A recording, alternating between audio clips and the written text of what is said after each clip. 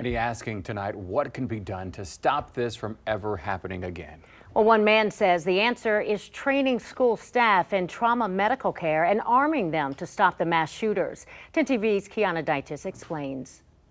After Sandy Hook, people said never again. Common sense gun safety measures are necessary. And then it happened again and again and again. According to Education Week, 27 school shootings this year alone. It should be a wake-up call to everybody in our country. As we try to understand why, many are asking what's being done.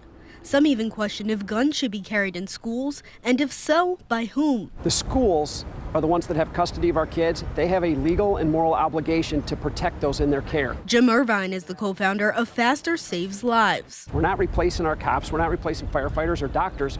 We're keeping people alive until we can get those people in the building. Faster Saves Lives calls for firearms in schools for trained staff and medical supplies to treat victims. But in order for the program to work, something has to change in the State House. Take House Bill 99, for example.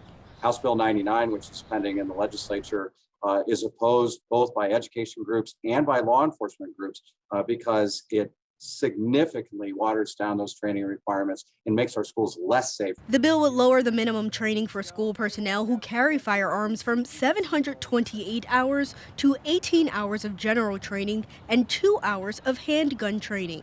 Scott DeMauro is president of Ohio Education Association. He's against putting the responsibility on teachers. Asking teachers to perform a dual role of being armed security guards and also providing an education to our students is not the answer. Whenever there is a firearm present, we know that there's a risk of it being misused. How does this program make sure that that does not happen? Training is critical. The school staff, most school staff don't want anything to do with this, and it's fine. They have lots of other rules, but if you're carrying a gun, you have got to be properly trained. One thing they agree on: one of these shootings is one too many. It's a scar that will never heal. That's Kiana Deitis reporting. Now, in the past 10 years since the Sandy Hook elementary school shooting, Faster Saves Lives has trained nearly 3,000 school staff in 300 districts across 20 states.